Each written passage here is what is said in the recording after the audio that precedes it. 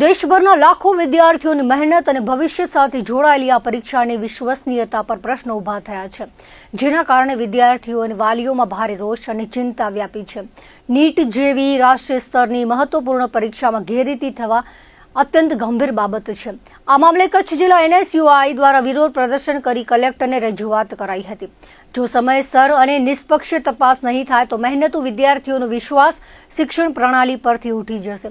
આ સમગ્ર ઘટનાની ઊંડાણપૂર્વક તપાસ કરી દોષિત લોકો સામે કડક કાયદેસરની કાર્યવાહી કરવી ખૂબ જ જરૂરી છે. જો આવનાર દિવસોમાં આ મામલે કોઈ નિષ્પક્ષ કાર્યવાહી કરવામાં નહીં આવે તો ઉગ્ર વિરોધ પ્રદર્શન કરવામાં આવશે. પરીક્ષા રદ થવાના કારણે લાખો વિદ્યાર્થીઓના સપના ઉપર પાણી ફરી વળ્યું છે અને માનસિક તણાવની પરિસ્થિતિ ઉત્પન્ન થઈ છે. નીટ પેપર લીક મામલે તાત્કાલિક નિષ્પક્ષ તપાસ શરૂ કરવા, દોષિત વ્યક્તિઓ અને સંગઠનો સામે કડક કાયદેસરની કાર્યવાહી કરવા, વિદ્યાર્થીઓના હિત અને ભવિષ્યને ધ્યાનમાં રાખી પરીક્ષા પ્રક્રિયામાં પારદર્શિતા અને સુરક્ષા વધારવા જરૂરી પગલાં લેવા અને આવનારા સમયમાં આવી ગેરરીતિ ન થાય તે માટે મજબૂત વ્યવસ્થા ઊભી કરવામાં આવે તેવી માંગ કરવામાં આવી હતી.